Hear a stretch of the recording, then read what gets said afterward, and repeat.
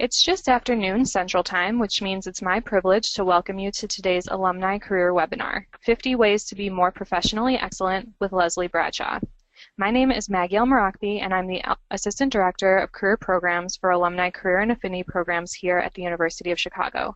Our office is committed to helping provide alumni with the resources they need to stay competitive in an ever-changing job market and support the alumni community through career resources, networking channels, and job search capabilities. It's my privilege to introduce you to our presenter today, UChicago alumna Leslie Bradshaw. Leslie is a 2004 Phi Beta Kappa graduate of the college. She is a battle-tested innovator, operator, leader, and growth driver. Currently, she serves as managing partner of Made by Many, an agency that helps clients create digital products that have the potential to transform their businesses. After 8 years of launching game-changing digital ventures for Burberry, Microsoft, and Universal Music, London-based Made by Many brought Bradshaw in to help expand its presence in the U.S. market. From her perspective from the trenches, Bradshaw has contributed to and been featured by the New York Times, Fast Company, Ad Age Inc., Wired, The Washington Post, Forbes, NPR, and Yahoo! In today's webinar, Leslie will give you practical, next-level tips to help you become the best version of your professional self. You will be armed with the tactics you need to take your game up a notch and advance your career. Today's presentation will be moderated by Dan Gould, Senior Associate Director for Career and Affinity Programs, who will chime in with questions as they are submitted from the audience. Now, let's get to the reason you've joined today, and let me welcome Leslie and Dan.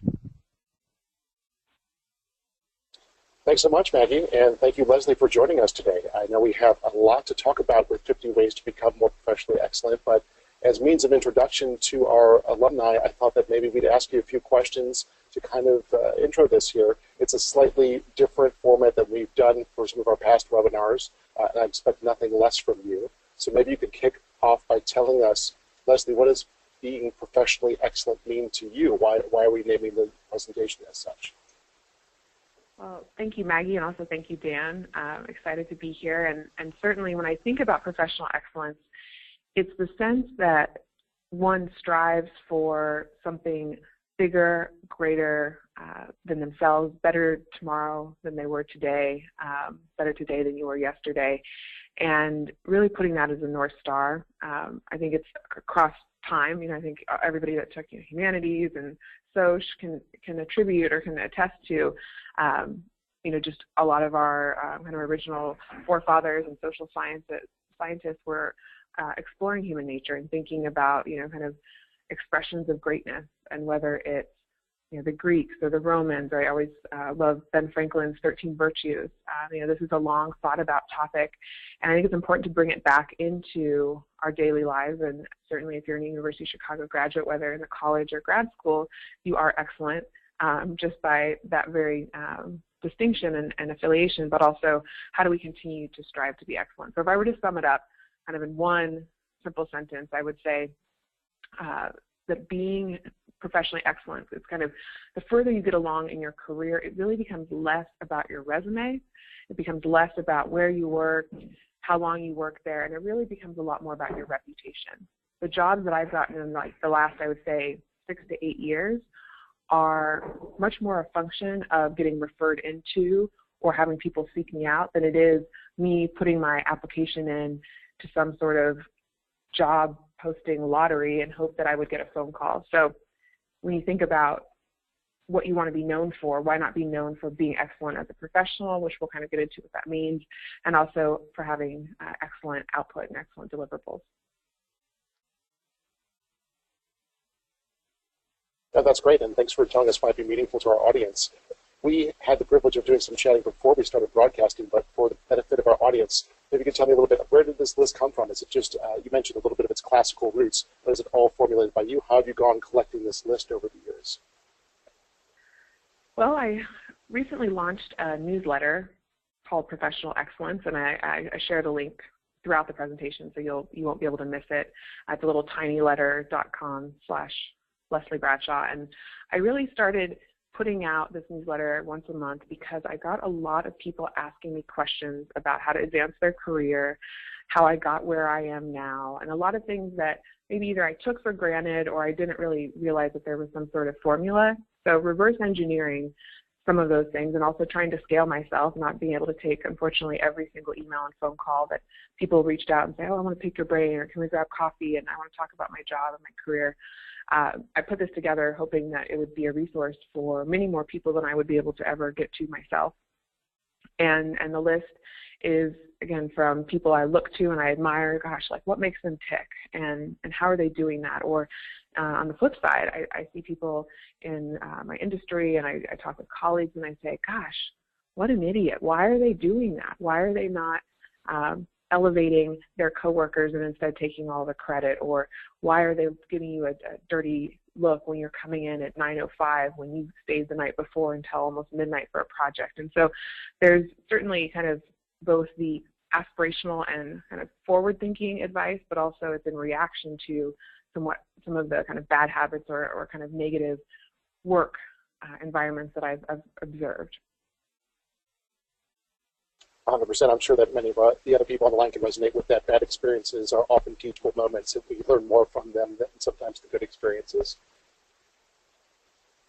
And my last question for you is, so we only have a finite amount of time today. This list currently has 50 items on it. Is it going to keep growing? Well, I'd love to keep it growing, and if anything, as I was making the list, I had to cut a number of things out, and I try to thematically bucket a little bit.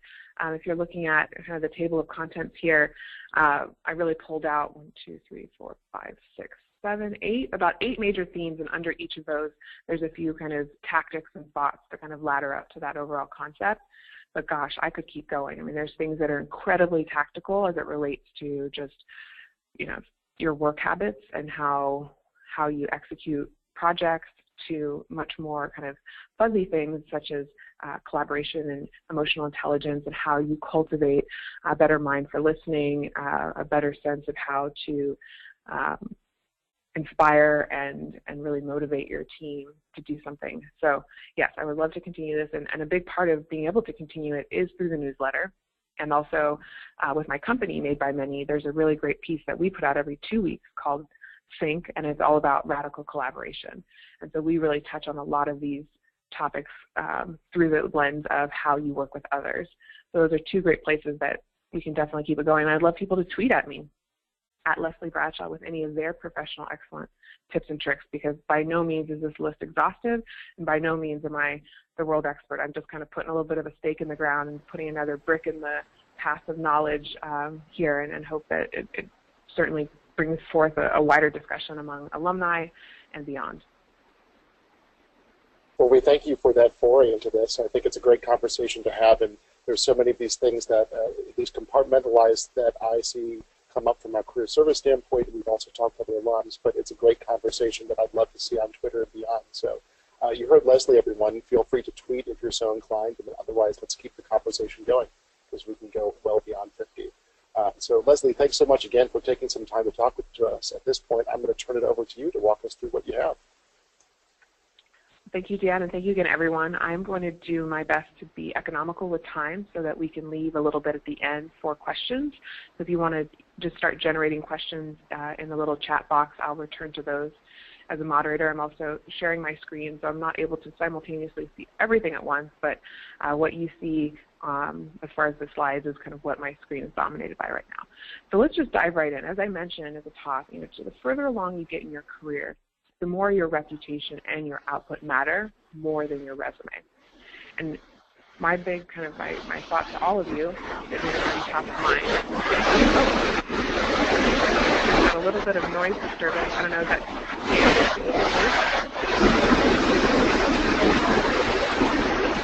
Let's see. Sorry, Dan, or you could go on mute. There we go. Looks like we were being taken over by aliens, but we're back. So again, why not be known for being excellent and delivering excellence? The first thing that I believe to be a fundamental, foundational thing is an improvement of emotional intelligence. And at UChicago, many of us, many people got into UChicago, a lot to do with their IQ, right? Very intelligent, super smart people. I remember 15-year-olds and 11-year-olds, people just walking around campus from the Chicago Lab School and just thinking, gosh, just so many great people, but the EQ is really important. Now, what do I mean by that? A really great list, again, it's going to be linked below, from Daniel Coleman, who's really credited for popularizing the term EQ back in 1995. The first thing he points out is having self-awareness, and this requires a realistic self-confidence and emotional insight. One of the best things you can do here is to take a 360 review with your colleagues, with your former colleagues, with those you manage you, those who know you, and those who work with you externally to your company. Now, they say that if you, and then you also take the same evaluation of yourself. You look at your data as compared to the aggregate of how everyone else thinks about you. And good leaders who have good self-awareness will have almost a perfect overlapped Venn diagram of how people perceive them with how they actually perceive themselves. Leaders who are not self-aware, as you can imagine, that neither the two shall meet, and usually that Venn diagram is at best touching kind of just the outer edge. So that's one of the biggest kind of areas to really hone in on as you're thinking about improving the emotional intelligence and being better as a professional.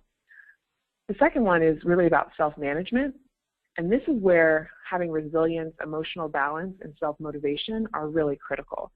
When things are good, of course, you're happy, but when things get a little bit uncertain or rocky, that's when you need to maintain that even keel. I always think about diplomats, and I think about the way that some congressional members of Congress give testimony, or you see someone on the Hill or a general that's well decorated back from, say, Afghanistan. Watch how they deliver information, and watch how they don't get rattled when tough questions come at them. I think those are some really great places to get inspired. Also, the concept of resilience, right? It literally means in Latin to bounce back. It's like a spring to come back again and again. And we all know, if we've made it this far, that life always is going to throw you curveballs. And just when you think you got part of it figured out, something else comes up. So being able to bounce back like that spring every time is great. And then self-motivation. We'll dig a little bit deeper into being self-reliant, but the concept of being able to get your own self up and going, whether that's just getting out of bed or finishing a project. So here we are. So here, from self-awareness to self-management. Now let's talk about empathy. This is one of the things that in my line of work, I design digital products and services for people. So think about the way that Uber is a digital layer on top of an existing service, which is getting people transported from one place to another. In order to understand what really should be built, you have to empathize and understand, like, oh, if you've ever tried to call a cab, you just don't know, are they coming, are they not coming? So to have a map tracking and watching that car that comes along, that's something that really taps into that inner user need. And you can only really observe that when you are with that user, when you're doing some really good anthropological kind of ethnographic work. But not only does it involve cognitive and emotional empathy, but it's also about good listening. And it's about letting people know and respecting them. We'll talk a little bit more about how to best approach a meeting, but I always say, get all the distractions away, because close that computer, put the phone back at your desk, because that really lets the person that you're sitting down with know you're important, I am listening, and I'm going to take in this information. The last area that Daniel Coleman points out is about relationship skills, which he says requires compelling communication and team playing, and the example he gives is making people feel relaxed when they're working with you. And he said one great way to figure out if you're good at this is if they laugh easily around you. Are they on eggshells? Are they worried that they're going to say the wrong thing? Have you snapped at people or spoken over people or made it a non-inclusive environment for them to come forth? If so, this is where you can kind of pull back and think to myself, I want to be successful professionally. I need a team to be able to do that, and then I need to be able to compel or persuade a certain point. But before I can do any of those things, I need to create an environment in which people are comfortable, feel relaxed, and the metric there is, can they laugh? Can you bring up a good joke or mention something you saw funny on like the latest episode of HBO, The Beat with Julie Louis-Dreyfus, which I absolutely love. So the next area in which kind of thematically I want to dive into is make everything you're doing results driving. Now, the meeting culture of corporate America is one of the things that most people, there's just either a running joke at best or an absolute death by 1,000 paper cuts at worst sentiment. So in order to make, whether it's a conversation, a meeting, you're going to an event, even if you're interrupting someone or emailing someone, making sure that it's goal-oriented. And the first thing to do is at the onset of any meeting, even if it's not your meeting to run and no one's kind of taking the reins, just say, at the end of these 15 minutes or 30 minutes, what outcome are you looking for? Even starting the email, say, my goal in delivering this email is blank. And then all of it, it's kind of like your thesis, right? You make it a statement, and then anything else under that will be evidence or action supporting the execution of that goal. Make sure to get that buy-in. I always like to write it out on a piece of paper in front of me, up on the board, so we can all visually see. And if we get off track, think to ourselves, gosh, we got to bring it back around because we've got to get to that end state before the time is out. And of course, at the end, did we meet our goal? If not, what continuation do we need, or did we need to adjust our goal? I mentioned this a little bit earlier, but this is a big pet peeve of mine. Although I am an elder millennial, one of the kind of ancient millennial I like to call myself, I'm so tired of seeing millennials bring phones to their meetings. And guess what? It's not just millennials. Gen X and boomers are doing it too. And when you're texting and messaging within a meeting, you're telling everyone in that room that they're not important and that whatever you're doing is more important. With the exception of those who graduated from the medical school at Chicago, I doubt anyone is in the life-saving business, right? You're probably doing something with communications, maybe with finance. There are times in which time is very sensitive. In that case, you tell the audience, say, I'm sorry to put my phone here on the table, but I'm waiting for an important email in order to drive something forward. And just let everyone know that that's the reason. Because if you're sitting there and you're getting bored and you're searching, you're on Instagram, then that right there is wasting everyone's time and also is serving as an insult. So to be professionally excellent is to be present. The other thing I feel very strongly about, and it's one of the reasons, although I'm above average to get into University of Chicago, while there were certainly many more brilliant minds that had ingenium, as the Romans would say, or proclivities well beyond my knowledge base. But where I beat those students out and how I ended up graduating Phi Beta Kappa had to do with taking impeccable notes. I always encourage people to do it written out, because that way you've got a little bit of muscle memory, and then you also have to return to those notes, and you have to organize them. You have a second pass instead of just, oh, I wrote it down or I typed it up, and you don't look at them again until maybe a test, or even sometimes never again after a meeting. I think it's very important to first handwrite, then type up, and when you're typing them up, you then organize by theme, by action, by outcome, and you make them in more of a memorandum style. And then from there, what are the action items and who's responsible, and how will you task track until it's done? Whether or not you're the project manager or the coordinator or even, again, the owner of that meeting, that should not matter. You should always take it upon yourself. Anything that you're participating in, you are responsible. You are accountable to yourself. And if you don't want to be professionally excellent, great. Phone it in, have someone else manage you, follow up, and babysit you. But if you do want to rise above that, by all means, take the reins, take responsibility, whether you volunteer to help for the rest of the group or just take care of yourself. Those are both two ways to get ahead. The next one I really love the concept of, this idea of craft, right? When I say craft, it seems to evoke almost this kind of artisanal moment in time, whether it's the shoemaker, or I think of my mom who's a quilter.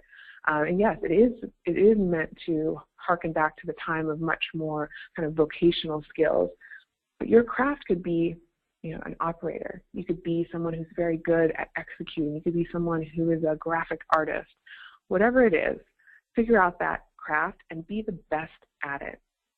Now, how do you know what to be the best at? How do you choose? Well, Leslie, I like to be jack of all trades, master of none. I think it's kind of a fun idiomatic saying, but ultimately, to be professionally excellent and to really carve out the reputation that will allow you to advance within a field, it's important that you have at least 1, 2, maybe up to 3 things that you're great at. And there's the Jim Collins book, From Good to Great. He talks about, in order to be great, you have to let go of some of the things you're good at. And the way I evaluated this for myself is, what am I naturally good at? And then where does that overlap with my passions? Because yes, there are things I am good at. I can set up payroll. I can set up insurance. But gosh, do I want to? No. I don't want to do it again and again and again. So unless I'm absolutely in a bind and need to help someone out, I'm glad to do it. But when I put forth what my kind of skills are, as Maggie read in my bio, it's about driving growth, right? It's about putting things in place, whether it's new revenue streams, whether it's saving money, putting together new service lines. You don't hear in that, well, Leslie's a really good back of office accountant or bookkeeper. Yes, I have those skills, but no, I don't necessarily want to put them forth. So think about what your craft is. Think about what the natural talent that you have that underpins your ability to go after that craft, and also make sure it's something that you're passionate about, because that's when that extra mile will be the one that you're ready to kind of put in the extra time, no matter what you're doing, whether it's a weekend or a night, and it's something outside of work that gets you going. Now, with craft mastery, it is a lot of discipline. It is commitment. It is focus. And sometimes people say, oh, but this excites me and that excites me. But underpinning whatever it is that you're going after, whether it's an industry or a trend, you absolutely need to have a foundational set of work habits. And in order to be good at a craft and then also good at executing day-to-day work, these three things are imperative, right? And then, of course, as my mother would like to point out, she always called me Shortcut Sally if I tried to carry too much and something would drop, or she'd say, don't cut corners. And to really attain craft mastery, and then also to sustain it as others are coming up and learning things faster than you, or as the industry is shifting, it's so important that it's a continuous commitment to the craft mastery. And last but not least, look for the resources that you need to learn more, to be better, and to advance, whether it's online courses, whether it's someone, and we'll get into it a little bit here about mentoring and finding someone above you that you can apprentice with. Again, harkening back to a simpler time and the kind of industrial version of our country. That's a big part of how people would pass on a particular skill set, and there's no reason we shouldn't bring back those same tactical approaches here in 2015. I love this quote, and I want to kind of end on it for this particular concept. It's from David Ogilvy, who famously built the big advertising firm Ogilvy and Mather, and he says, first, make yourself a reputation for being a creative genius. Second, surround yourself with partners who are better than you are.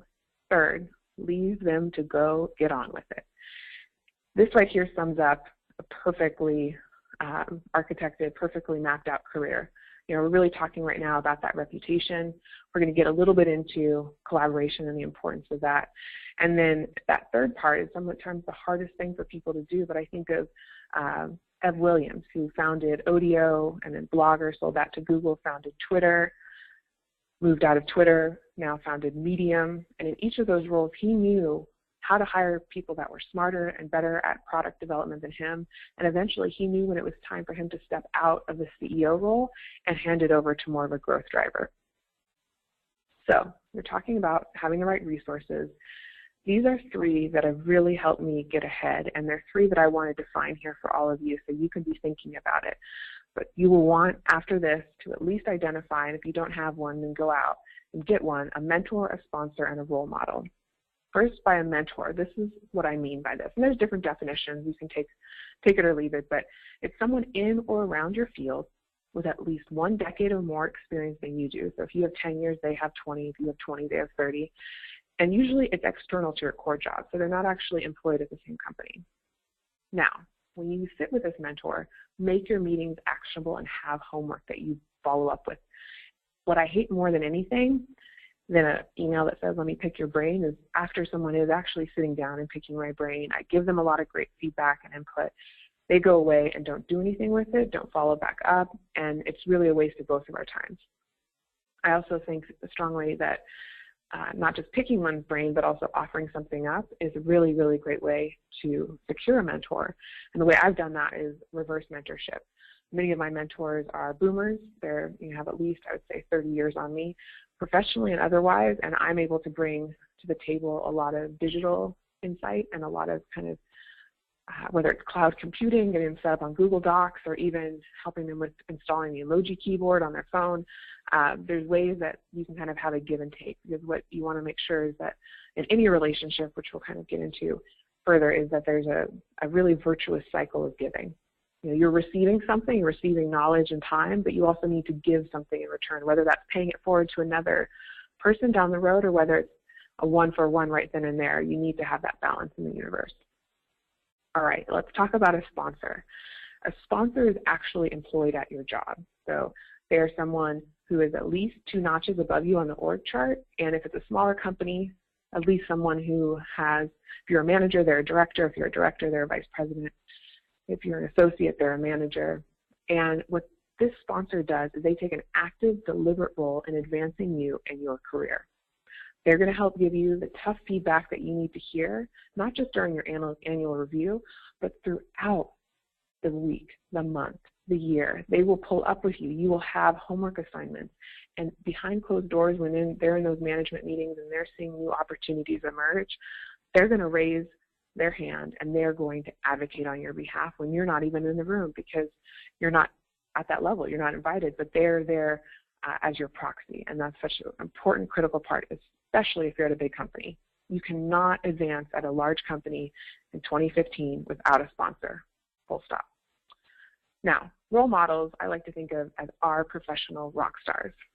Think about whose photo would you hang, whose headshot would you put on your wall as your professional rock star? For me, it's Sheryl Sandberg, it's Warren Buffett. I love the way they conduct themselves publicly, privately. I love the way they handle their team, the business that they are in, the results that they deliver and drive, the career trajectory, and the way that other people speak about them is very, very wonderful and high because they've done such a great job. So it's in order to also have that role model, you have to think about, at least on, especially for women, it's having someone that, hey, I could see myself having that kind of a life. You know, what would it look like to have a partner, and have some kids, right? Like you can pick people like, Warren Buffett, but he and I don't have a lot in common because of a different generation, and he's a man and I'm a woman. So I often like to kind of make sure that your role models are in a similar kind of, I guess, master status group that you are, including gender, so that you can kind of feel like it's something that you could aspire to be and maybe even one day achieve. So, I mentioned it a little bit before, but this is probably one of the most critical and the most effective things that you can do to advance your career. It's something that kind of raised this way. I think probably a lot of us are doing some of this naturally, but I really want to underscore it here. But it's about creating that virtuous cycle of paying it forward. I mentioned about getting a mentor, getting a sponsor, getting a role model. I'm saying it's a bonus move if you become someone's mentor, if you become someone's sponsor, taking an active role in someone else's career and helping them advance. There's no greater joy in this world, at least up to this point because I haven't had children, but no greater joy than for me to see someone that I've managed go on to have a great career, whether it's employees that have worked at Nike, people have gone on to work at Apple, probably at least a few dozen team members who have gone on to found their own companies after working with and for me.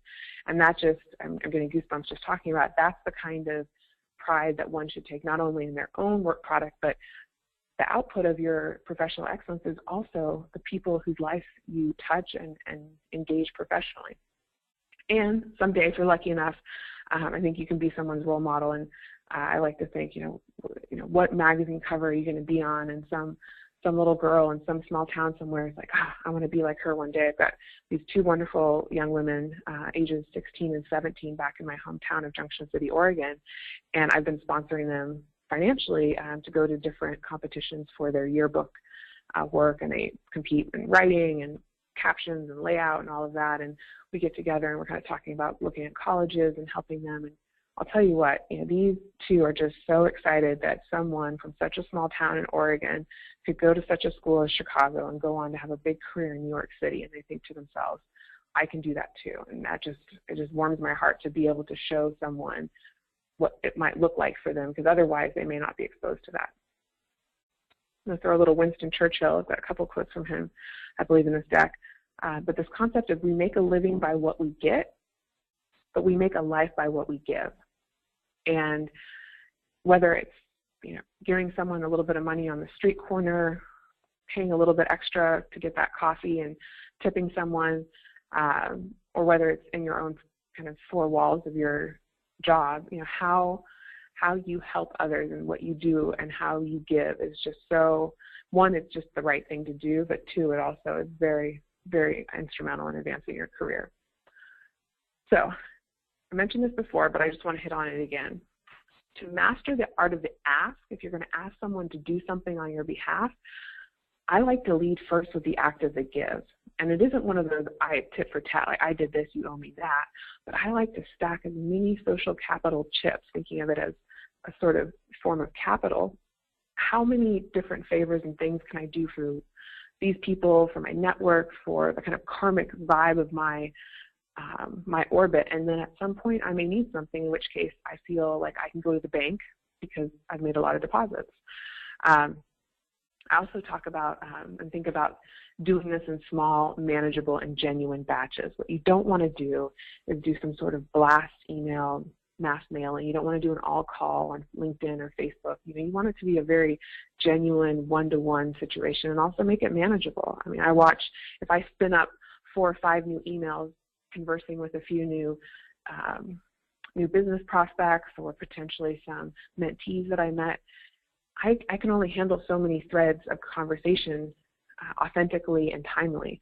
So I usually try to limit it to maybe 4 or 5, maybe up to 10 if I'm feeling really ambitious, but that also starts eating into other parts of my workday. So I highly encourage you to do kind of a small batch initially when you are doing lots of gives, because it can end up letting people down if you aren't able to follow through, and it can also end up creating attention and possibly even a resentment because you're finding yourself not having enough time for the other things you want to tackle.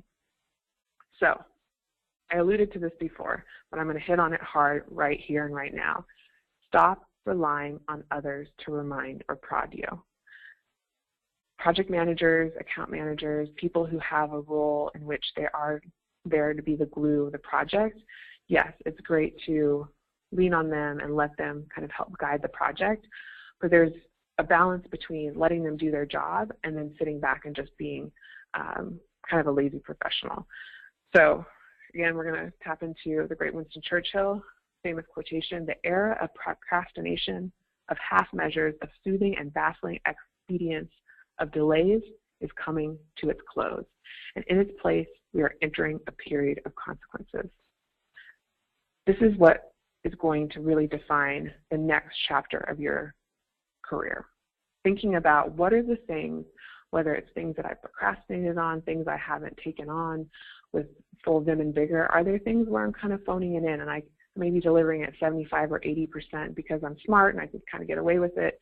People think it's great, but gosh, what would it look like for you not to deliver at half measure, but to deliver at full measure? And gosh, even a little bit above that. Think of what the possibilities will be once that starts happening. And if it's already starting to happen, keep it up. Let me know your secrets. Share it. Tweet at me. Love to hear. This is something that my trainer used to tell me. Plan the work, work the plan.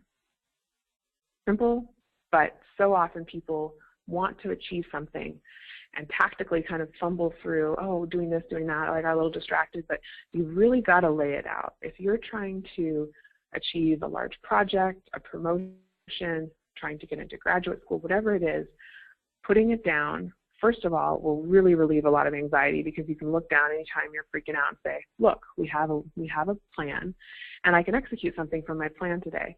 And then once you have it, you got to trust it. I have to say, anytime I've had that anxiety, and there's been a few times in my career where I've had to make big decisions that include geographic changes for me, whether it's the job itself or even just a simple not simple, but the act of moving and packing up, I always plan the work, and then I work that plan, and I trust that I put together the right things in front of me. Now, if I have to change things, it's always good to kind of have flexibility, but in general, I'm big on being accountable to something outside of just the day-to-day being pulled in one direction or another. I mentioned this once. It's actually going to be the only one I mentioned twice. Is for Pete's sake, take notes. The best way that you can take accountability and take control of driving something forward and being an excellent professional is to record what was said, to be able to return to it, because I can guarantee you, even the smartest people, even the people with the great memories, 2-3 days go by and that starts deteriorating. There's plenty of scientific proof that shows that it's so important that within the first hour is really when that is still fresh in your mind, and then it starts decaying from there. So taking action, making sure to write it down. After the weekend, I don't even remember what happened Friday, and gosh, I'm so grateful that Leslie on Friday took good notes so that Leslie on Monday knew what to follow up on and how to drive her week forward. Now, I don't know how many of you watch Scandal, but I'm a big fan. I really think it's kind of a fun and exciting show. I used to work in Washington, D.C. I did a lot of crisis management thanks to another Chicago alumni, because I tapped into the network and he worked at this company and did a professional sort of, I guess, informational interview and ended up getting to work with him. So love Scandal, love Olivia Pope, and she is the white hat, for those of you who don't know. She is the white knight. She's the one who wants to do the right thing. And even though it's sometimes hard, in her mind, the time is always right to do right. And there's a couple of different things under this concept that I want to call out. The first one is to ruthlessly seek truth and relentlessly ask for honest feedback. When we do not seek truth, and when we kind of either create an environment in which, oh, no one can disagree, it's kind of the emperor's new clothing, right? Oh yes, emperor, you look great, but everybody's afraid to say, well, you're naked, right? You don't want, as a manager, as a professional, you don't want that environment. You want to say, hey, something's not working. Hey, could you give me a little feedback? And make sure that your colleagues know, and your bosses, your superiors know that you're seeking it. Now, in the same vein, you also want to ruthlessly speak truth and relentlessly give honest feedback. Now, the word ruthless can feel a little bit aggressive, and I don't mean to say that you're going to shout out some sort of kind of mean truth, but you're going to point out to someone, I'm concerned about this path forward, and I actually think we should do something different, or I have another suggestion. If you don't speak up and you don't speak the truth, then you are, in a way, you're being complicit in something that you may not agree with, while simultaneously also creating potentially an environment in which, gosh, Leslie doesn't speak up, and Dan doesn't speak up, and Maggie doesn't speak up, well, then maybe I shouldn't speak up. And that's not at all what's going to help drive business results forward. This is another one, learning to deliver a sincere apology and say it when it's warranted. There are times throughout your career, and certainly the further up the food chain you get, the harder it becomes to do this, but the more important it becomes, because it shows the people that you lead that, hey, I'm fallible too, I'm not perfect, and it's better to admit that fault, to take responsibility, even if it was someone under you. If there's someone who says, let's say you're a director of a team and your VP says, gosh, you guys really let me down on this particular thing. Instead of pointing to an underling and say, oh, that was Genevieve, she really messed up. Say, you know what, I'm sorry. My team is my responsibility, and that's on me, and it won't happen again. Tell you right now, that's one of the greatest ways to earn the respect of your superiors and those who you manage, is to take accountability and to also, really protect the people under you. And then, of course, you go back, you say, hey, guys, what's up? How can we fix this? But never do you roll people under the bus or pass the buck down the road. That's just not professionally excellent. This is another one in sort of a related area, treating everyone you encounter with dignity, respect, and kindness. I watch some of the greatest professionals treat the front desk person as kindly and as respectfully as they do the CEO of that company. On the flip side, I've also watched people who are arrogant, who have a big title, who are condescending to the support staff, and I noticed that. I think to myself, well, if you're going to act one way to some people and a different way to a different group of people, no better example in my career so far is when I worked in law firms, just watching how the lawyers treated the secretaries, which they were called, the legal assistants and the paralegals. I just thought to myself, there were certain generations, right? There were kind of these older people, mostly gentlemen, I hate to say, who treated the paraprofessionals with a different set of kind of expectations and respect than they did their own colleagues. That's unacceptable. In 2015, we have to lay the playing, we want that playing field to be evened out. And we definitely want to make sure that we are treating everyone at every level of the organization with respect, because you never know when the janitor might have to unlock your broken, trying to think of like a desk, right? I've had someone actually have to help me out getting back into the building, or just little things. And if you don't know their name and you don't have that relationship, it's going to become increasingly harder. So start with the give, start with kindness, and down the road it'll pay off just karmically, but it'll also pay off because you may need to call upon them someday. Here's one that is something that many of us, I think, understand the concept of, forgiveness and letting things go. But in order to keep moving forward, you can't hold on to the past. I know this kind of is bordering outside of just the professional, but it truly, I've watched people hold on and harbor a grudge professionally to the point where it ends up being a toxin in their own lives and kind of their own bodies, just the level of their heart rate and just the way that they kind of physically react to things. But those who are able to forgive and to move on are really those who are able to advance. So I highly recommend being able to find forgiveness. Similar to kind of the idea of kindness is to take that time to thank people, to guide people, and to help people. You got to where you are right now because people helped you. And the people that are coming up behind you are going to need people like you and me and Maggie and Dan and everybody on the phone here and beyond to take that extra time.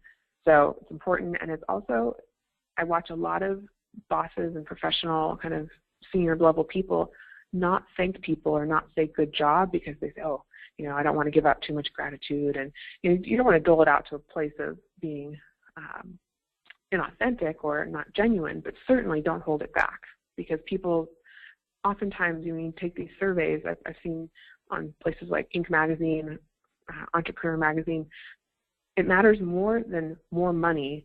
Than when you're treated well and you're thanked and you're encouraged, that means just as much, if not more, than getting a financial raise.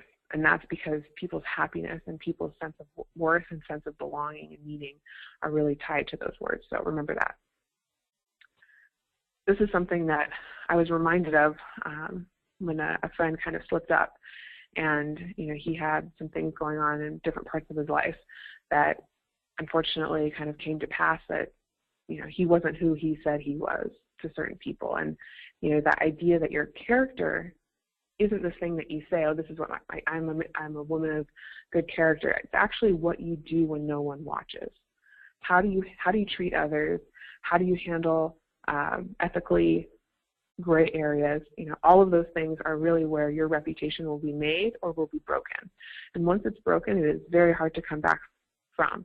So highly recommend that you kind of continue to have that integrity. And I mentioned it before, but Ben Franklin's 13 Virtues is a great place to tap into to think a lot about what virtue and character really mean.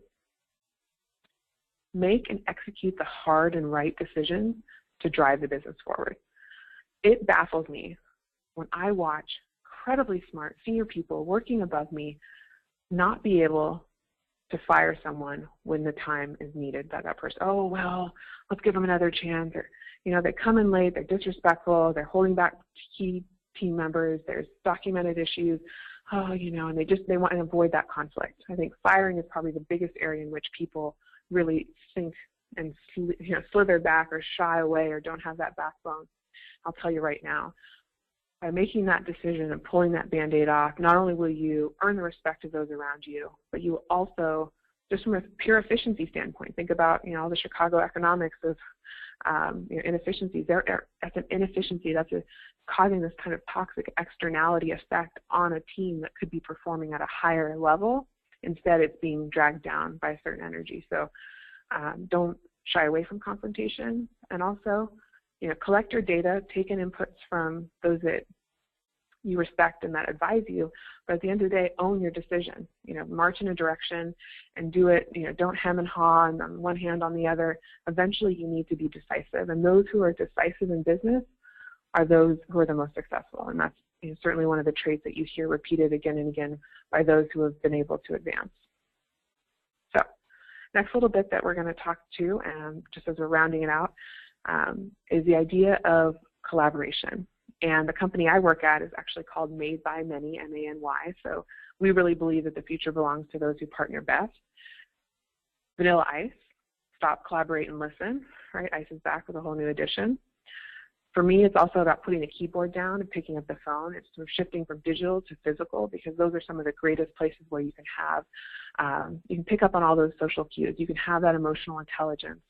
And it also shows that, even though, hey, you're on the other side of the room and I'm instant messaging, you're instant messaging, just go over, talk with them, because you may miss out on something or another conversation can develop.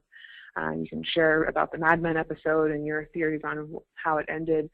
with the season finale, and it kind of creates a deeper bond and relationship as opposed to just this kind of very transactional thing that can happen digitally. Speaking of rappers, I like 50 Cent, and he has this great line that says, "Politic around the hood like you're running for mayor." Now, I change it and think to myself, politic around the office like you're running for mayor. And granted, there's certainly people coming out of living in D.C. for 8 years. You've got Marion Barry. There's not great mayors, but they're also really, really wonderful mayors. And the mayors that do well are those who understand, listen to their constituents, who make sure to build relationships that are genuine, make sure that they're doing things that positively impact that immediate community. And these are all things that you can take forward, both the metaphor of politicking around the hood, but also the concept of running for office and how you would want to curry favor in the most positive and the best possible way. We're not talking about the kind of political system and the bipartisanship and kind of the mess that often is where we are now, but in the greatest sense of civic participation and true virtues as held, mostly kind of thinking about the way the Greeks thought of civic life. The root word for idiot is actually id, right, which is I.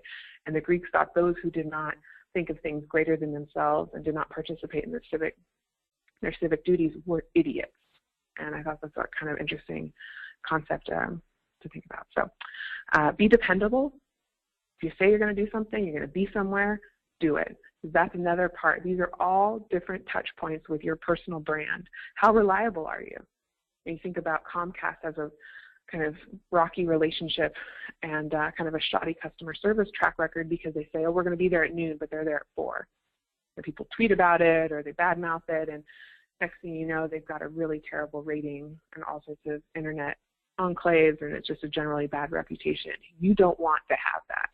So whether it's being on time, following through on the things that you said you would, or staying an extra hour or minute or whatever it is to help another colleague, super critical and really a great way to be professionally excellent. So bringing it on home, your personal brand is the thing that actually needs as much investment and definition and refinement and expansion as the brands that you're helping build. So whether you're working at an oil company or you're working at a communications firm or you have your own company, make sure you're using those same excellent skills in building someone else's company to making sure that you're doing it for yourself. I've got a few great things in the archive on professional excellence, the newsletter that will help you with your LinkedIn profile. It'll help you think about just this last month was really about defining it, coming up with your mission statement, having 3 pillars that define your brand. For me, it is about growth. It's kind of an overall thing, but it's supported with science, with work ethic, and with leadership and entrepreneurship. So what is your personal brand? How do you define it? How do you explain it? And then how do you live up to it? Next, this is all in the line of kindness and of treating others with dignity and respect, but the words that you use in the workplace should be to improve others. It should be to strengthen them, to encourage them, and to comfort them. And that's a bit of a paraphrasing from 1 Corinthians 14, chapter 14. Look into a little bit further to kind of get the whole context there. The great Robert Louis Stevenson, don't judge each day by the harvest you reap, but by the seeds that you plant. Thinking a lot about this concept because my family, they're farmers in Oregon. We have a Pinot Noir grape vineyard in Willamette Valley, and not every season is the one to harvest. Sometimes you have to lay fallow and let the nutrients return to the soil. Sometimes you need to nurture and cultivate. Other times you need to just weed it and toil. So respecting each season, understanding where you are, and being able to be resilient through that season. Those who are most adaptable to change are those who survive. And I think especially in this day and age with technology moving at the rate it is, so important to keep refining and keeping your skills up to date and be ready to be flexible and to change with the times. This is something I coach a lot of people, both men and women, to remove the emotion and include the business case. Instead of, oh, that person's disrespecting me, it's because of this person's actions, we are not able to complete the task that will drive a key part of our revenue for this quarter. That's how you talk about it. Or you're asking for a raise. Oh, the market average, or he makes more than me. You know what? I don't really care. I care, but I don't. I want to hear, I have made the company 3 times my salary in the last 2 quarters, and I'm looking for an 8% raise to offset that. mean, that's the business case. I don't want to hear the emotion. I don't want to hear about him or her or that or this. I want to hear the business case. Melody Hobson, she's just an incredible investor. She's from Chicago. She happens to have recently married, gosh, I'm just blanking on his name. He does all the Star Wars. It's the gray hair with a little beard. Anyway, George she Lucas. says, my challenge, say again, there, Dan? George Lucas. George Lucas, thank you. Of course, there goes my nerd cred. But my challenge to you is simply this: observe your environment at work, at home, at school. If you don't see diversity, work to change it. Be that change, right? It's not about, oh, it's a pipeline problem, and oh, we can't get women on the panel, or oh, there's no people of color. Bullshit, excuse my language. But you can go out there and you can find highly qualified people to come into your team, your conference, whatever it is, and bring a different perspective. That's so important, not just because it's the right thing to do, but also from the business side of things, it's a smart thing to do. Talk about dependability, think about following through.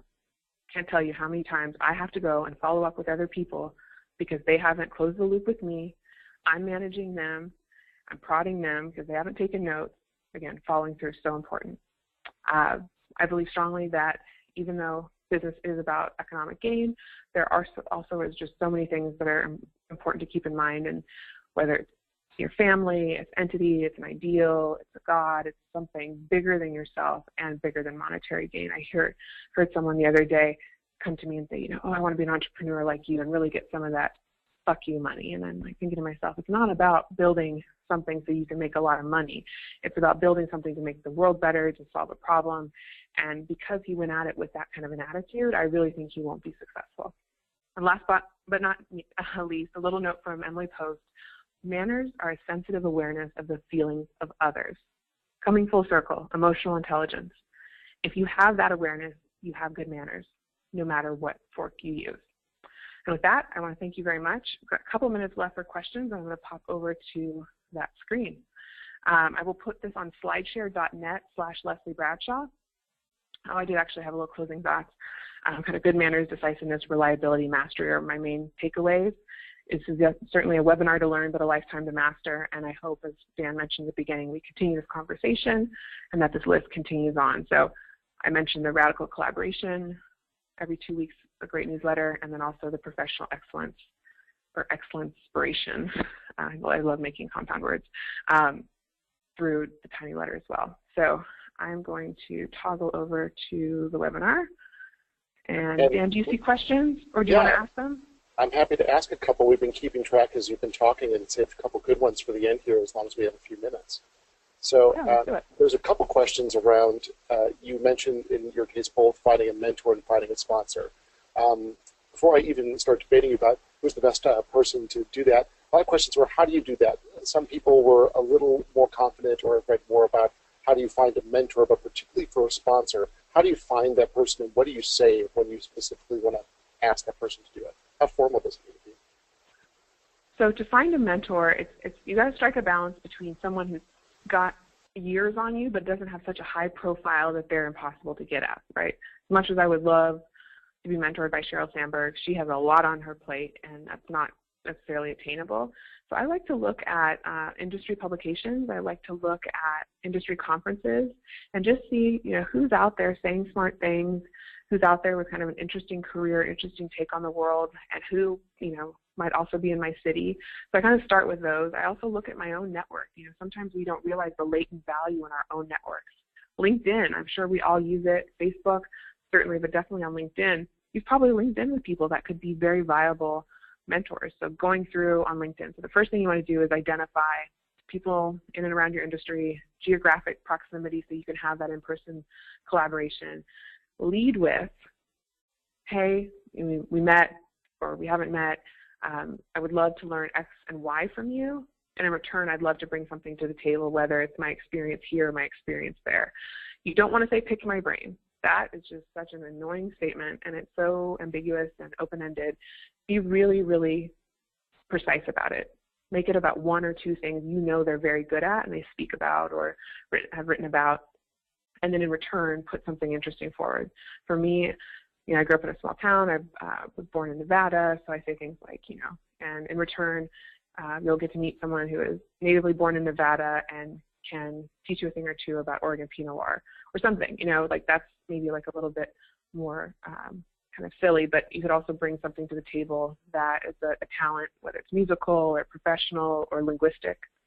So as far as getting a sponsor, that's when you got to do a little bit of politicking around the hood. That's when you really have to kind of get your Sun Tzu kind of lay of the land, art of war, and get a whole org chart and figure out who's who the most open people are, because you can tell if someone's open or closed to helping others. If they're closed off, it's because they're too busy in their own career, or they're aggressively got sharp elbows and they're pushing other people out, or they've got a big family and they've got a lot of things they do outside of work. So figure out who's higher up on the org chart. How to get at them is, sit next to them at lunch, or, kind of find an excuse to join some sort of committee or put yourself in contact with them. You want to let your reputation lead, but you also need to speak up and to kind of ask for it and say, hey, this is what I'm thinking. I really want to be at this company. And for young people especially, most people are not used to young people wanting to stick around. So if you want to stick around and have a rich career there, putting it forth and saying, my goal is to, in the next 2 to 3 years, really be able to make a big impact on the company. Don't lead about how you want your career to advance. Talk about how you want to grow the company. But in order to do that, I'm going to need but I'm going to need some help from professionals who've done it before. I know you had a similar job role when you first started here, and I'd be curious if you'd be open to kind of mentoring and meeting up. Now, you don't want them to sponsor you straight out of the gate because they don't know you yet. But over time, once you have a few of these kind of mentoring relationships, the hope would be that you would then be able to kind of turn the relationship from a mentorship into an active role in your career as a sponsor. I think that's great. And, one counterpoint, Leslie, that I'll throw out is I think I was reading an article on Inc. the other day. They were profiling Sarah Fryer, who is at CFO at Square. And so you're talking a lot about networking as well as finding mentors and sponsors that are within your industry. She was specifically talking about networking or adding a mentor that would be someone you aspire to be. And in her case, she was talking about a different industry because she was looking at a career change or contemplating something that was related to but very different from her day job. Anything that you've been talking about that you make a different consideration for if you're trying to be an industry changer or you're going to find someone outside of your kind of immediate sphere of what you know? I would go to the informational interview. I think that's a real safe bet. We just recently hired, I guess it's been about 8 months now, a woman who used to be an electronic trader, and she wanted out of Wall Street and she wanted into technology and product. And she took an informational interview with our CTO and just said, I really admire your work.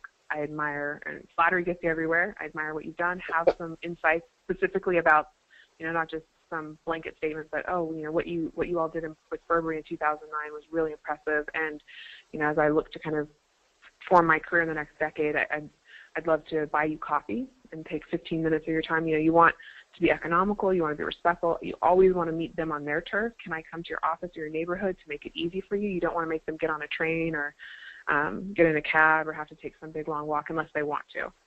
But in general, I feel when people are asking for my time that they should come to me so that they're being respectful in that way. Yeah, so any other questions? I've got one more here. I think we have at least time for one more. So question for you. You had a great phrase earlier. You mentioned the virtuous culture of giving that you're trying to create all the time. I love that. I'm stealing it. One thing that came up from a few people was you talked about getting feedback, honest feedback. What's your advice about how to actually solicit that honest feedback other than repeatedly asking for it? So what I've encouraged my employees to do, and it's something that I did certainly early on in my career, is I had a standing meeting with my manager every Friday. Let's get together for 30 minutes. Let's talk about what was working this last week and what wasn't working. And it gives me a chance to kind of air some things, and at the same time, he or she can give me the feedback. And I wanted to kind of create this environment, and our agenda was what's working, what's not working, how can we keep doing good stuff, and how can we reduce some of the stuff that's not working. So yeah, I think a standing meeting is great. My father, who I admire greatly, is one of my role models as far as, and also a mentor, not really a sponsor, but he always says, if you have to wait for an annual review to give someone feedback, you're not a very good manager, and you're also not a very good employee.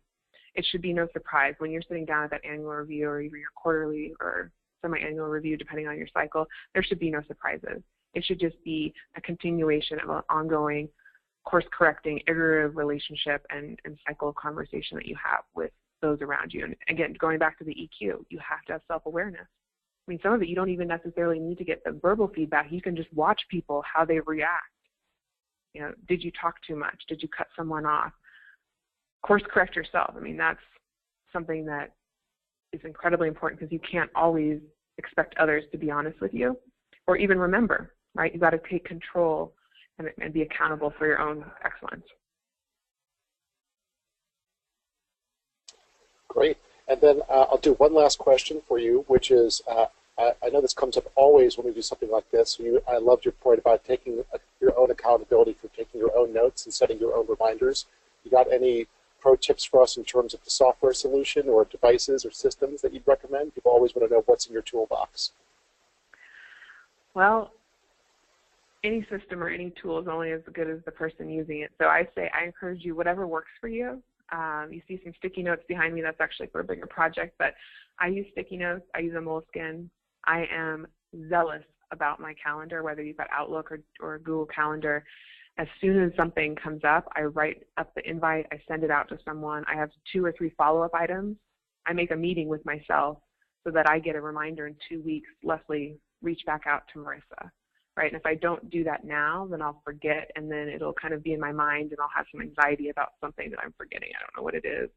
So yeah, I would say your calendar. I love analog, and that's me. There are people out there. I did write an article that is included in one of my roundups, but it's 11 cloud-based tools that you didn't know or how could you have lived without these tools. But I wrote it for Daily News, and it's a great, great blog, by the way. I want to give them a shout-out. They just raised $10 million in their Series A, and it's a career-oriented site. So it's like a BuzzFeed for your career. They've got great, fun, clickbaity titles, but with really neat, good stuff like 6 people who got fired and still did okay, or 20 things you should do before your next interview. And it's really well written, and I contribute when I can. And I think that's a great place to go. But yeah, I would say whatever it is, be consistent about it and make sure that it's something that works for you. I have multi-paned inboxes. I have Google Docs. I have a lot of different things. Sometimes they fail me, but when in doubt, write it on a sticky note and put it on your computer, or write it on your hand. That's another thing I do sometimes when I'm really desperate. That's great, and thanks for giving us the visual behind you with the sticky notes. That definitely helped drive it home, so we know that you're practicing what you preach. So I'm going to say thank you so much for everything you did, and I'm going to turn it back to Maggie here for the end of our session. Well, thank you. Well, thank you again, Leslie, and many thanks to everyone for joining us for today's presentation on professional excellence. As a reminder, please watch your email for an invitation to take a survey. We'll also be sending out a link to the recording. Your feedback is really crucial to helping us enhance our programming for you Chicago alumni, so we do encourage you, please take that survey. Thank you again for joining us, and we hope to see you at our next alumni career webinar and on our website at careers.uchicagoalumni.com.